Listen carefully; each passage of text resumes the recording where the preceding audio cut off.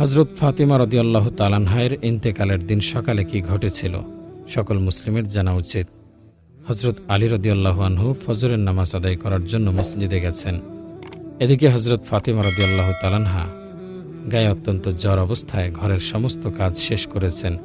আলী রাদিয়াল্লাহু তাআলা আনহু মসজিদ থেকে এসে দেখে ফাতিমা কাঁদতেছেন। আলী রাদিয়াল্লাহু আনহু প্রশ্ন করলেন, ও ফাতিমা, তুমি কাঁদো কেন? ফাতিমা কোনো উত্তর দিলেন না। ফাতিমা আরও জোরে জোরে কাঁদতে লাগলেন। আলী রাদিয়াল্লাহু তাআলা আনহু কয়েকবার প্রশ্ন করার পর ফাতিমা রাদিয়াল্লাহু তাআলা আনহা কাঁদতে কাঁদতে বললেন, ও আলী, আমি স্বপ্নের মধ্যে দেখতেছি আমার আব্বাজান হজরত মুহাম্মদ সাল্লাল্লাহু আলাইহি ওয়াসাল্লাম আমার ঘরের মধ্যে ঢুকে কি যেন তালাশ করতেছেন।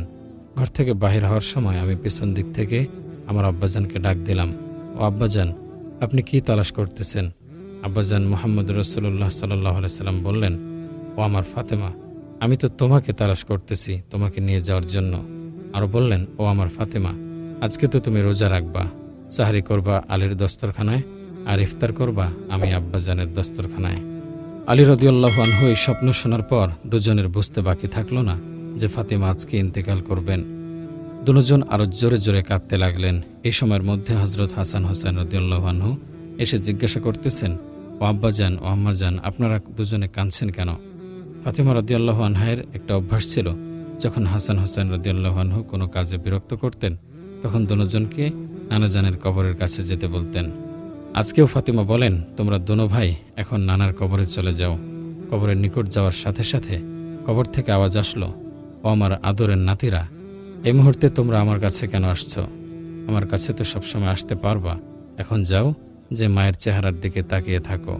আজকের পরে তোমাদের মাকে আর পাবে না। এই কথা শোনার পরে দোনো ভাই কাঁদছে আর দৌড়াতে দৌড়াতে আম্মার নিকট চলে গেলেন। যে আম্মাকে বললেন, তোমরা দুজন কেন কাঁদতেছ বুঝেছি। নানাজান আমাদেরকে বলে দিয়েছেন আজকের দিনটা তোমার জন্য শেষ দিন। নানাজান তোমার চেহারার দিকে তাকিয়ে থাকার জন্য আমাদেরকে বলেছেন। বিকেলের দিকে হজরত ফাতিমা রাদিয়াল্লাহু আনহার শরীর বেশি খারাপ হলো। তাকে বিছানাতে শোয়ানো হলো। ফাতিমা রাদিয়াল্লাহু তাআলা আনহা মৃত্যুর পূর্বক্ষণে আলী রাদিয়াল্লাহু আনহুকে 3টি কথা বলেন। 1, ও আলী, যেদিন থেকে আমি আপনার ঘরে এসেছি ওই দিন থেকে নিয়ে আজ পর্যন্ত আপনাকে আমি অনেক কষ্ট দিয়েছি। আলী, আপনি যদি আমাকে ক্ষমা না করেন তাহলে কিয়ামতের ময়দানে আমি সন্তানের কারণে, আমি মেয়ের কারণে আমার আব্বাজান অনেক লজ্জিত হবেন। বলেন আপনি আমাকে ক্ষমা করলেন কিনা? আলী রাদিয়াল্লাহু আনহু বলেন, ও ফাতেমা, তুমি এসব কি বলতেছ? আমি আলী তো তোমার যোগ্য ছিলাম না। তোমার আব্বাজান দয়া করে মেহেরবানি করে তোমাকে আমার কাছে বিয়ে দিয়েছেন। বিয়ের দিন থেকে নিয়ে আজ পর্যন্ত আমি আলী তোমাকে কোনোদিন ঠিকমতো 2 বেলা খানা খাওয়াতে পারি নাই। ও ফাতেমা, তুমি বলো আমাকে ক্ষমা করেছো কিনা? তুমি যদি আমাকে ক্ষমা না করো তাহলে আমাকেও কিয়ামতের দিন কঠিন শাস্তি ভোগ করতে হবে। দ্বিতীয়, ও আলী, আপনার সাথে আমার দ্বিতীয় কথা হলো, আমি মারা যাবার পরে আপনি বিয়ে করে নেবেন দুনিয়ার যে কোনো মহিলাকে আপনার পছন্দ মতো। আপনাকে আমি অনুমতি দিলাম।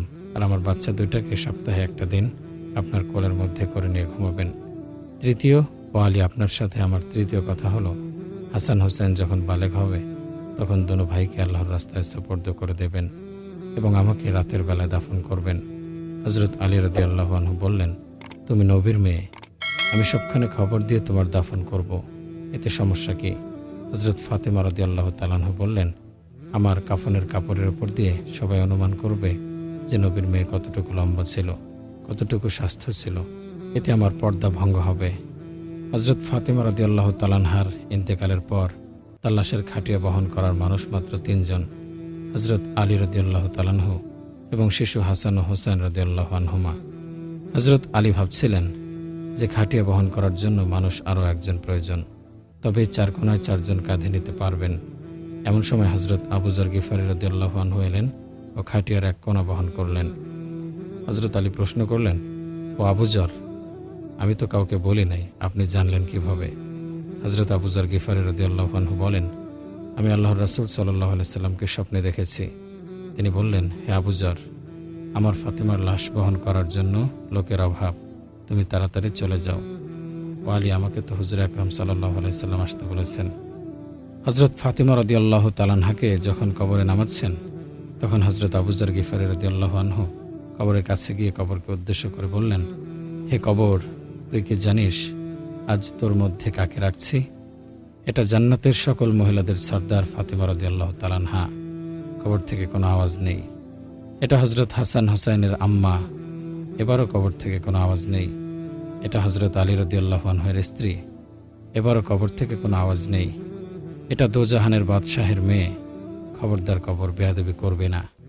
আল্লাহ তাআলা কবরের জবান খুলে দিলেন। কবর বলল, আমি অন্ধকার কবর, আমি অন্ধকার ঘর, আমি সাববিচ্ছের ঘর, আমি এমন একটি ঘর যার মধ্যে কোনো বংশ পরিচয় কাজ হয় না।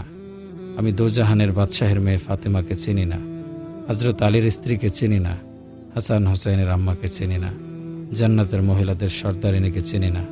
আমি শুধু চিনি ঈমান আর আমল।